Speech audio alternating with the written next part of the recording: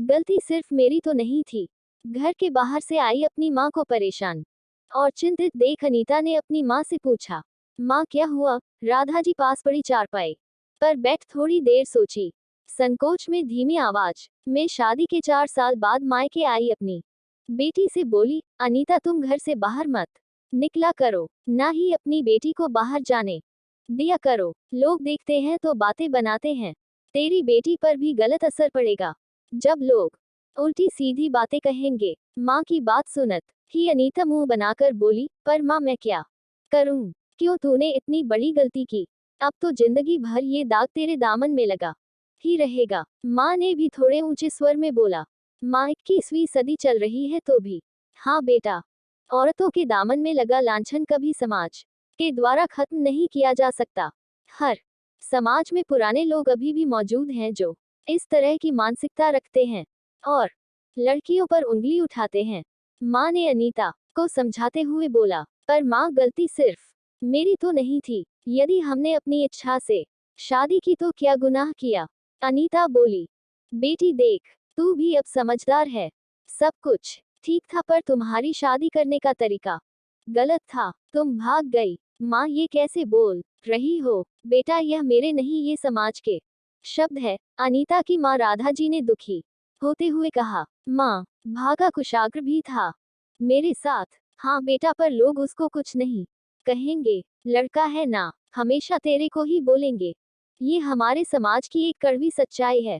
जब लड़की भाग जाती है तो कुछ लोग जिंदगी भर यही बात पर घुमा फिरा के ताना मार ही देते हैं। कभी लड़की को ना सही तो उसके बच्चों को। माँ मुझे भी अब कुछ कुछ समझ में आने लगा है, मुझसे गलती हो गई, अब मैं क्या कर सकती हूँ? अनीता दुखी होकर चारपाई पर बैठते हुए बोली। अनीता को दुखी देख कुछ सोचते हुए राधा जी ने अनीता से पूछा, बेटा सच सच बताना, तू खुश है ना कुशाग्र के साथ अपनी शादी से? हाँ माँ ठीक ही है। थोड़ी बहुत लड़ाई झगड़े तो हर पति पत्नी में होते हैं, वैसे ही होते हैं कभी कभी।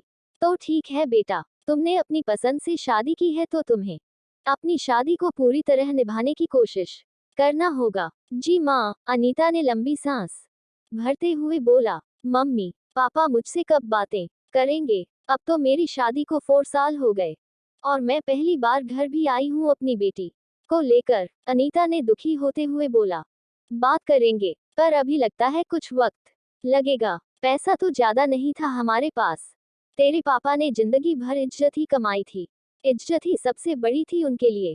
तेरे पापा बचपन से तुमको कितना चाहा, विश्वास किया, पर उसके बाद भी तूने आंखों के धूल झोंक इतना बड़ा धोखा दिया। कहते कहते राधा जी के आंखों के कोर से आंसू उनके गालों पर लुढ़क पड़ा। अनीता भी रोते हुए बोली, माँ मुझे माफ कर दो, प्लीज आप ऐसा मत बोलो। बेटी मैं तो कुछ नहीं बोलूंगी, पर समाज ना बोले ये कैसे संभव है? जब तू शुरू में चली गई थी तब तो यह समाज हमें इतने ताने मारता था, ऐसा लगता था कि जहां से हम गुजरते हैं लोग हमारे बारे में बातें कर रहे हैं। कैसे अपमान का घूंट पीकर एक एक दिन करके हमने अपने समय काटा है। राधा जी रोए जा रही थी और अपने अंतर्मन के अंदर छिपे दर्द का व्याख्यान अपनी बेटी के आगे आज पहली बार खुले मन से कर रही थी।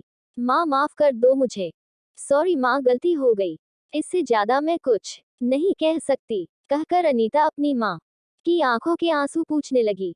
तभी घंटी बजी।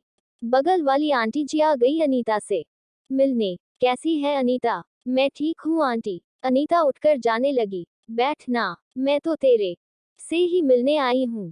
अनीता बैठ गई। और सब ठीक है तुम्हारे ससुराल में?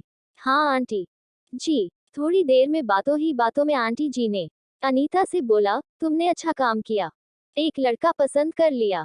देख हमारी बेटी तो अभी तक पड़ी हुई है, हमें समझ नहीं आ रहा कैसे उसकी शादी करें। और कहाँ, तू तो बढ़िया है, बिना दहेज के भागकर अपने ससुराल चली गई। आंटी जी ने ताना मारते हुए बोला। अनीता ने बात घुमाते हुए बोला, हाँ ससुराल में सब बहुत अच्छे हैं, मेरा बहुत ध्यान रखते हैं। आंटी ने वही बात को फिर बोला।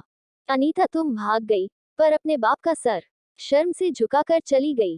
पूरी बिरादरी में, पूरे मोहल्ले में पहली लड़की तुम रही जिसने ऐसा काम किया। चल कोई बात नहीं, आंटी जी ने मुंह बनाते हुए बोला। बेटा मोहिनी को कुछ खिला दे। सो के उठ गई है वह। बात को काटते हुए राधा जी ने बोला।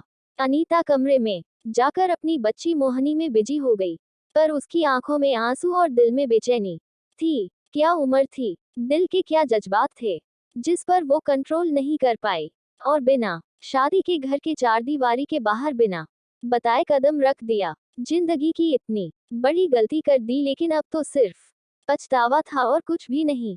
जिंदगी की गाड़ी आगे बढ़ रही थी खुशी खुशी, पर पीछे मुड़कर देखने पर एक अतीत का काला साया था, जिससे खुद को हमेशा बचाना था उसको।